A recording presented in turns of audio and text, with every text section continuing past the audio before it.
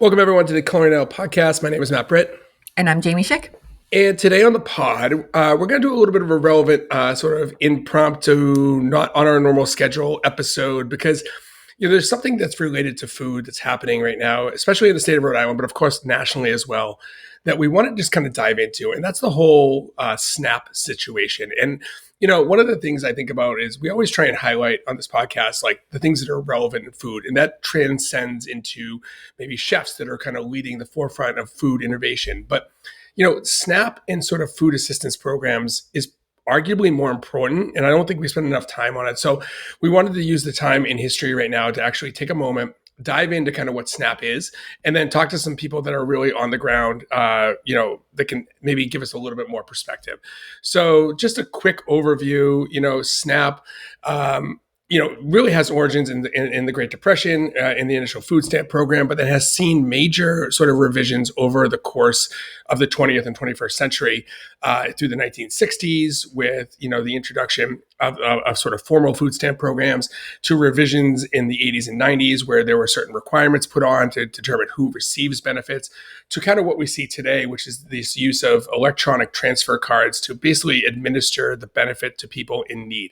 And just to give a little context, so in Rhode Island, roughly over 140,000 people, residents, rely on SNAP.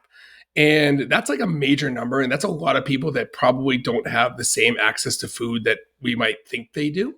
And obviously the disruptions that are happening right now at the federal level, because this is a federal program administered through the USDA, but then, or provided through USDA, but then administered through the states, displacing food benefits for over 140,000 people really sucks. So we want to talk a little bit with someone who has, probably more context related to the food policy side. We're bringing in David Dadekian, founder of Eat Drink Rhode Island. David, you've been in the food scene for a long time. I'll turn it over to Jamie to ask the first question, but thanks for being here, man. Oh, my pleasure. Thank you for asking me. And I think, Matt, you did a great job covering a quick background, but just in case people aren't familiar, I do think we should just kind of SNAP what that stands for. It's Supplemental Nutrition Assistance Program for people with low or no income. And David, I know that you're working with Eat Drink Rhode Island, and that has long highlighted Rhode Island's food community, including chefs and farmers and people within the community. So I'm curious, when you think about SNAP, where do you think that this kind of fits into the Rhode Island ecosystem? Well, I mean, you said it. I focus with chefs and farms and restaurants and the fun stuff. I mean, we try to keep food, light and enjoyable and fun. I mean, it's obviously extraordinarily important to the economy and other things like that. But it also is, I hate to use the cliche that I think Anthony Bourdain first came up with, but it is a cliche at this point. Food is political too. And so I've been part of food policy since the beginning. There's a food policy council in Rhode Island. And this shouldn't be political. I mean, let's be honest. This shouldn't be. I mean, it's about feeding people. It's about people getting food to survive and to not starve. And so, but unfortunately, it has taken this little bit of a turn here. I look at it as always, it's one more part of the food ecosystem that is not shiny and fancy and bright, like chefs and the fun part of it. But it's extraordinarily important to so many people. Yeah. And that's why when I started Eat Drink Rhode Island, when I started working with nonprofits in the state, it just was natural for me to gravitate towards the food bank and Feed RI and groups like that because it sort of fit into my goals already. That's so obviously it's admirable work. And I think that we often, as you said, overlook sort of the food policy side, although that's, something we're leaning into more in food education is preparing people to go out and to enter that sector of the industry because, chefs are great and we love them, but like there's such a bigger sort of portfolio of food out there. Right. I want to talk a little bit about just your work, sort of with the Rhode Island Food Policy Council and just how you interact with them. Because I think what people like maybe misconstrue when we talk about like SNAP or, sort of that old generic term of like food stamps and is they think that this is only food that can be purchased or acquired at like kind of low end like facilities. And like, I know like Whole Foods accepts SNAP and EBT and farmers markets. And I think that there's, I mean, we're not necessarily providing people that can't afford food with bad food. We're providing those individuals with the options to get really good food. So, like, how does Rhode Island specifically lean into that? And are there examples you know of that are giving access to what people should be consuming? Well, I think farmers markets is a great example how it works here. I mean, so for people out there that aren't aware, like you said, SNAP is the formerly a lot of us growing up, Gen X and millennials know it as food stamps. When it transitioned into the SNAP program, people were giving an EBT card, which is basically a debit card, which has your SNAP benefits on it, your dollar figure, and you could take that and use that just about anywhere you can purchase food. And that's I think a good point to make, because they can use it at farmers market, they can use it at better grocery stores to get what they want. Now, obviously, they have a limited amount. They have to, the users of these cards have to budget themselves, but they can buy food that they want to eat, that they choose to eat, and I think that's extraordinarily important too as we look at these programs. Food should be, obviously it needs to have nutrition and take care of your health and survival, but there is that whole aspect of culturally significant, the foods that you grew up with, the foods that the foods that you know how to prepare. And so to be able to have that benefit to purchase the foods you want to purchase is key. I mean, that's huge.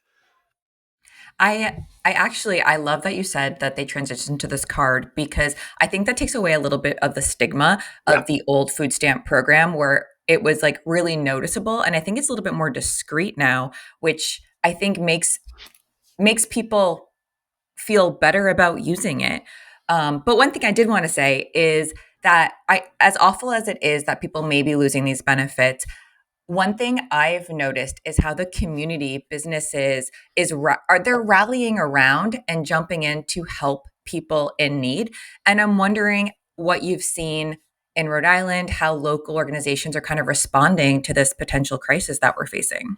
Oh, it's been beautiful. It's been wonderful. I mean, it's sadly necessary, but it's been so great to see. I mean, we know. I mean, we've worked in this industry for years. I mean, chefs and restaurants are very giving of food. I mean, that's the first thing. I've worked with so many nonprofits over the years, and the first thing they say is, "Oh, we can get Chef so and so to give us something," and it's like, yeah, you can, but it's still they pay for all that. They have that undertaking. But when it comes to things like this, they want to give, they want to nourish, they want to help people.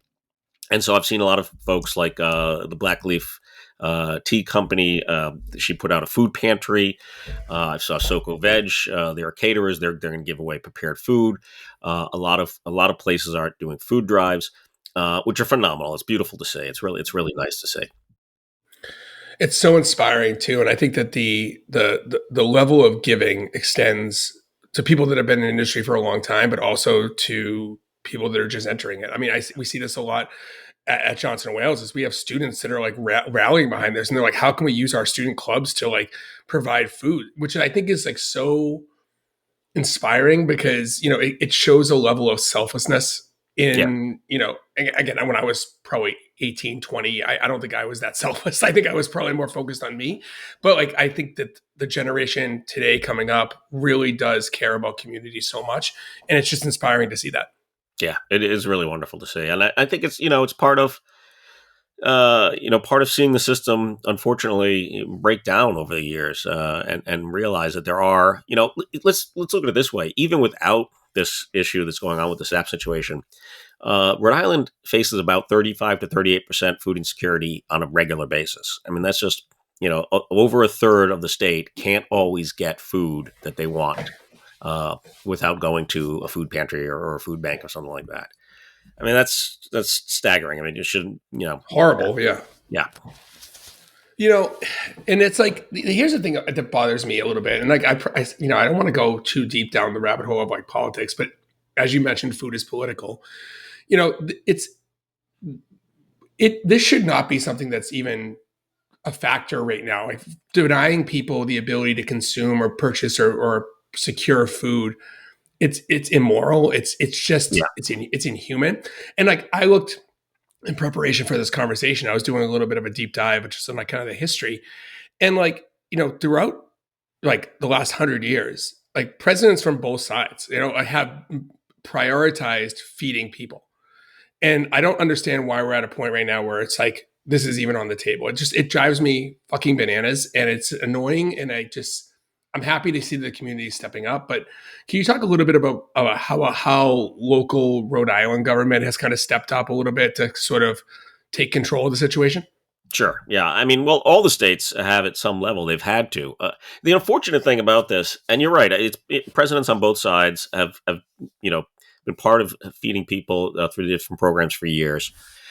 It just seems like for whatever reason, this particular president just is not interested in that, and I don't want to attribute that to his party or not, but he's not. He just doesn't seem to care about people. Uh, but so each state. Let's just step back a little bit because I think it's interesting to just point out our federal taxes, yours, mine, everyone who pays federal taxes, goes into many programs to obviously to take care of the country. One of the many programs is this USDA SNAP program. And so SNAP, the USDA is supposed to pay that money back to the individual states, in which they'll then send it out to these people who are on the program that need the benefits.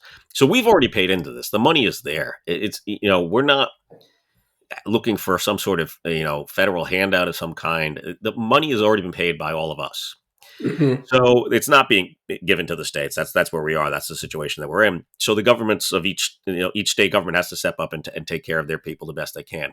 In Rhode Island, for example, the governor Dan McCree declared a state of emergency last week, and he's taking $6 million from the Temporary Assistance for Needy Families Fund and using that $6 million to feed into the local SNAP program because we're missing those funds from this federal government. Unfortunately, $6 million is sadly a very small dent in the monthly $29 million that the federal government puts into the SNAP program just in Rhode Island Wow. alone. I mean, obviously, $29 million in Rhode Island. It's much more in bigger states. Hmm. So here we've got that $6 million, 3 million of which were put on people's SNAP cards, debit cards, the EBT cards yesterday on the 1st. If this continues through the rest of November, the other $3 million will be applied on November 15th. In addition to that, the Rhode Island Foundation gave $200,000 as well, and they're trying to raise another $800,000. But and all these things are wonderful. I'm not criticizing anyone. I think it's amazing that we have to step up and do these things. But obviously, like I said, if we $7-8 million as opposed to $29 million, there's still a lot of people that will not be able to get money and will not be able to buy food. Yeah, that's really scary. And as people listening or normal people who aren't chefs who don't have that same reach, what can we do to help in any way possible during this time? So the unfortunately, the easiest answer is give money to your community food bank, to organizations like Feed RI, and groups like that. The Rhode Island Foundation also has a page where you can give money. I hate to say it because obviously we've already given our money, but that's the easiest answer. Now, obviously you can organize food drives, you can put together pantries, you can do things like that, which are wonderful and really fantastic to see and so important to the communities that those people are in. But the reason I say give money is something I learned, and I didn't know this. Growing up, we all brought in our canned goods to Right, right.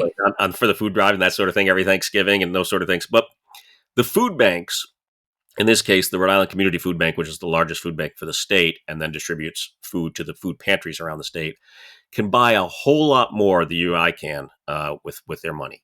Hmm. I give the example: if you have $50 and right now, and you think I'm going to take this $50, go to the supermarket, buy $50 worth of food, and give it to the food bank.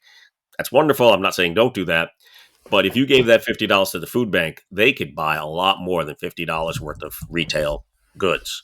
They have the purchasing power. They buy pallets of food at a time. So your 99-cent box of pasta, for them, they could get $5 of pasta for 99 cents. Wow. So that's why I say, if you have the means, give money.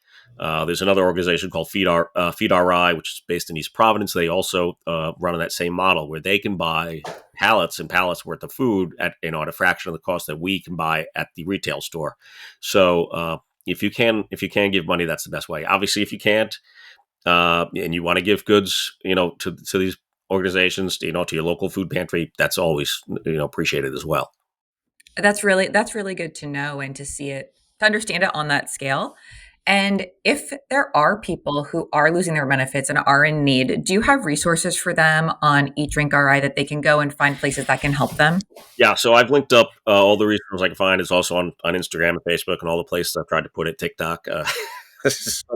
Somehow my video did well on TikTok, and I appreciate that. But so it easily, so you guys can have it and put it on the show notes here.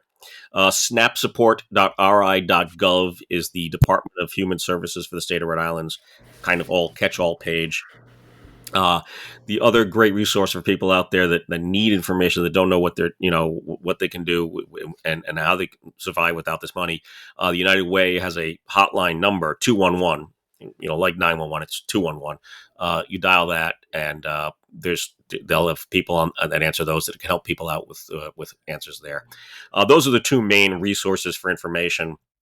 Obviously, if you want to give money, rifoodbank.org, feedri.org. Uh, the Rhode Island Foundation has a page set up for sort of looking at the whole state, and that's rhodeislandfoundation.org/food. Those are the resources that we were told about from the governor's office last week, and I think those are the best that we have right now.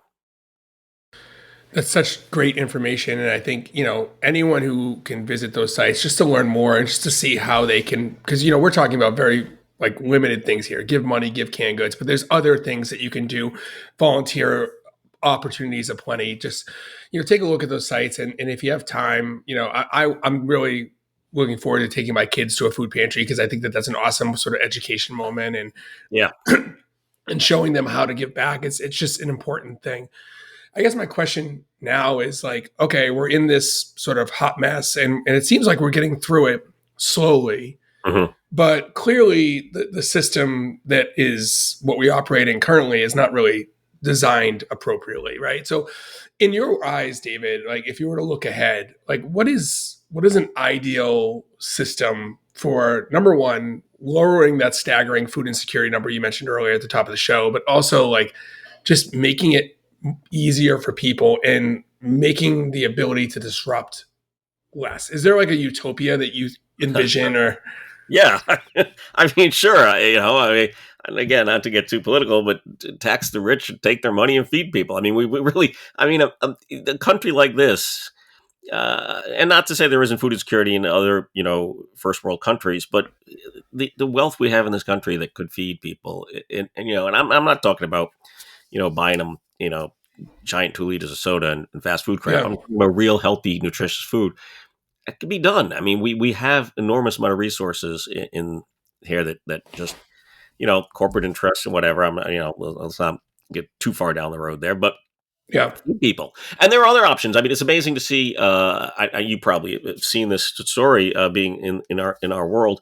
Mark Bittman opened up a fine dining restaurant that's pay what you can in New York. He's Yes. obviously he's got the resources to do it. He's also got investors, and it's a nonprofit. But things like that, pay what you can meals. It's grocery stores that sell in bulk or seconds, so-called seconds. If you're not the most beautiful piece of produce, but it's still completely edible. I mean, those things can be sold at a reduced cost. There's lots of options out there for us to tackle this problem. Uh, it's just unfortunate that this is being, A, that it exists, obviously, but B, that it's being exacerbated so badly by this Trump administration. It's really painful. I love the idea, and I've heard the Bitman pay as you can thing, and I know there were actually other players in that arena as well. And it's funny because like some people will pay everything they can, and then they'll actually like volunteer at the restaurant too, Yeah. which is it's just something that's really cool. It's like I'll wash dishes, and we know that anecdote of like you can't pay your bill, you're washing dishes, but like sometimes people to get food they'll treat it like their family, like they'll put an apron on, they'll start cleaning, they'll start, Yeah. helping serve. And it's like, that's such an amazing sort of micro, like sort of nirvana right there that like, you not just pay what you can, but give what you can. Yeah. Right. And sometimes that goes a long way. Absolutely. No, it's very true. Now, I want to talk a little bit about the the future. We're in November. We have Thanksgiving coming up. And I Yeah. know that you work a lot with food drives, and I believe there's a pie drive you work with. And I was wondering if there's anything else that you have coming up that you want to talk about that people can get involved with, especially helping when we're looking towards Thanksgiving in a few weeks here. Yeah, it's a busy time of year for drives in food drives in general. I mean, that we all know that, see it every year, and the food bank, I would assume, will have their 2025 report out around the middle to end of November, like they normally do. That 38% number that I quoted is from last year's report. So who knows where we are this year? But yeah, there's like you said, there's lots of great organizations doing these things. One that I like to mention is Farm Fresh has Yep. a product called the Thanksgiving Box.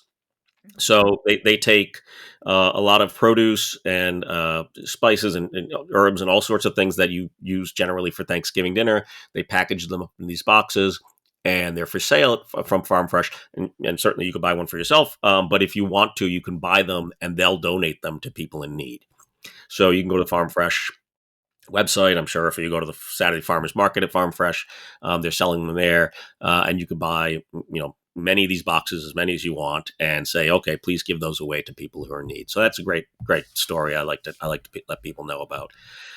I mean, Amos House will get busier Yep. this time of year, so that is a place where you can go and get prepared meals, what used to be called soup kitchens, for people who aren't aware. They're a lot nicer than that now. The Amos House facility in Providence is beautifully run. And there are other organizations like that around the state. You got to look and find. I know several in East Providence that I've been to. Something down in South County, the Johnny Cake Center is fantastic. So the resources are out there. It's not hard to find. But if you're in need, reach out. Like I said, I think the United Way having that 211 numbers is one. Mhm. Yeah, It's so important. And I mean, yeah, Thanksgiving is, it's not the best time to not have food because it's yeah, basically a holiday around food, which is not funny. But yeah, and I love the idea of buying the box for someone else because that Thanksgiving meal can really add up. So yeah. and we don't want to deprive anyone of that. David, this has been a really great conversation, and I appreciate all the work you're doing. So thanks for taking the time. You're welcome. I really appreciate the chance to get out there and talk about this. Now, and if they want to, for those listening, want to follow you, because I know you're kind of like that feeder into all these, the United Way and all that great stuff that you can promote, where can people find what you do? Oh, sure. Thank you. Eatdrinkri.com is my main website, and all the links off of that. You can find me on Instagram, Facebook, like I said, TikTok at eatdrinkri. Um, if you hit eatdrinkri.com, you'll find all the links to those things too. Yeah, Awesome. it's a great website. It's a great resource with, I mean, currently right now with all of these resources, but also just a general resource for all the things happening in Rhode Island, food related. So yeah, please check it out. It's got a lot of information on it. Thank you. I appreciate that.